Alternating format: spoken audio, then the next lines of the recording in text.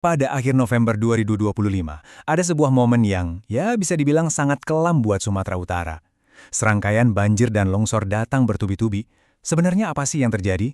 Nah, kali ini kita mau coba bedah bareng-bareng laporan resmi dari Pusat Krisis Kementerian Kesehatan untuk melihat langsung skala bencananya, dampaknya, dan gimana respons darurat dijalankan. Oke, kita mulai dari sini. Coba deh lihat gambar ini.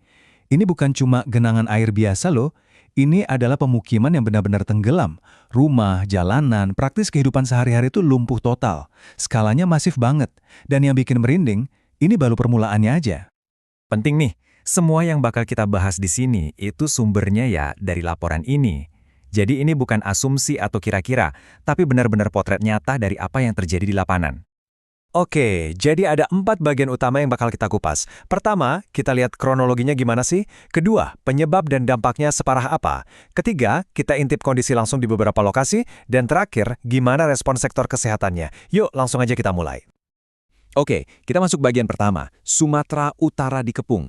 Di sini kita akan lihat gimana bencana ini menyebar dengan super cepat. Kayak nggak dikasih napas sama sekali, dari satu daerah ke daerah lain hanya dalam hitungan hari.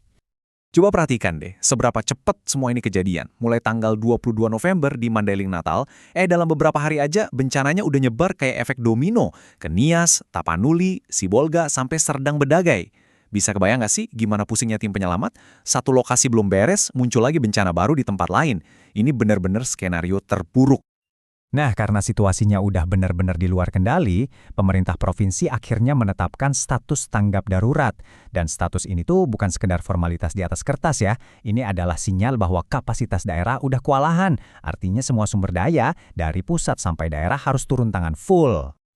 Nah, pertanyaannya, apa sih sebetulnya pemicu semua ini dan seberapa parah dampaknya buat warga di sana? Yuk, kita masuk ke bagian 2. Laporan ini nunjuk ke satu biang keladi yang sama di semua tempat. Hujan dengan intensitas super tinggi. Hujan ekstrim inilah yang bikin sungai meluap dan tanah jadi jenuh. Akhirnya longsor. Pemicunya cuma satu, tapi dampaknya, nyebar kemana-mana. Dan dampaknya, ini yang paling bikin sesak. Totalnya ada 116 korban meninggal dunia. Ini bukan cuma angka ya, ini 116 nyawa, 116 cerita yang hilang dalam bencana ini. Lanjut, ada lebih dari 19.000 orang terpaksa jadi pengungsi. Coba bayangin, harus ninggalin rumah, semua harta benda, dan hidup dalam ketidakpastian di pengungsian. Skala krisis kemanusiaannya benar-benar besar. Dan kalau kita lihat, totalnya lebih dari 67.000 penduduk terdampak langsung. Entah itu rumahnya rusak, jalanan putus, atau sumber pencahariannya hilang. Benar-benar kena ke semua aspek kehidupan mereka. Oke, setelah kita lihat angka-angkanya yang besar, sekarang ayo kita coba lihat lebih dekat. Gimana sih kondisi nyata di beberapa lokasi yang paling parah? Lihat deh 2 gambar ini. Ini nunjukin ancaman ganda yang dihadapi warga di sana. Jadi, dari bawah, air banjir terus naik merendam semuanya. Sementara dari atas, longsor bisa datang kapan aja tanpa peringatan, dengan kekuatan yang menghancurkan. Mereka benar-benar terkepung dari segala arah. Contohnya kita lihat Tapanuli Selatan. Di sini aja banjirnya langsung ngehantam 11 kecamatan sekaligus. Dan yang lebih menyedihkan, di satu kabupaten ini aja korbannya mencapai 32 jiwa. Ini nunjukin betapa dalamnya tragedi di tiap-tiap titik bencana. Sekarang kita geser dikit ke Humbang Hasundutan. Di sini kita lihat fase berikutnya nih, fase pemulihan. Kalau udah ada alat berat kayak gini turun, itu tandanya kerusakannya udah parah banget. Udah nggak bisa lagi ditangani cuma pakai tenaga manusia.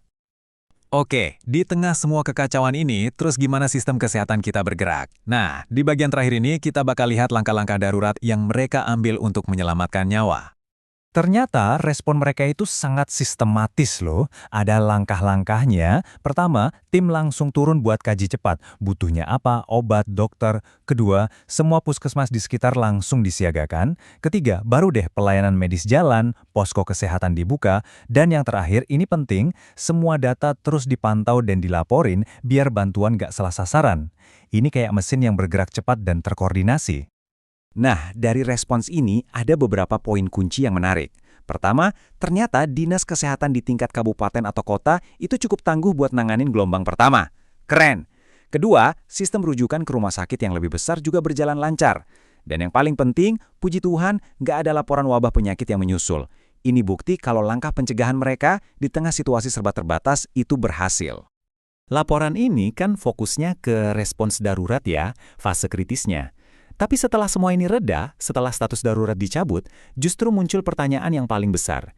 Gimana nasib puluhan ribu warga ini selanjutnya? Gimana cara mereka membangun kembali hidup mereka dari nol? Karena tantangan sebenarnya itu bukan cuma soal bertahan hidup saat bencana, tapi soal memulai lagi semuanya dari awal untuk jangka panjang.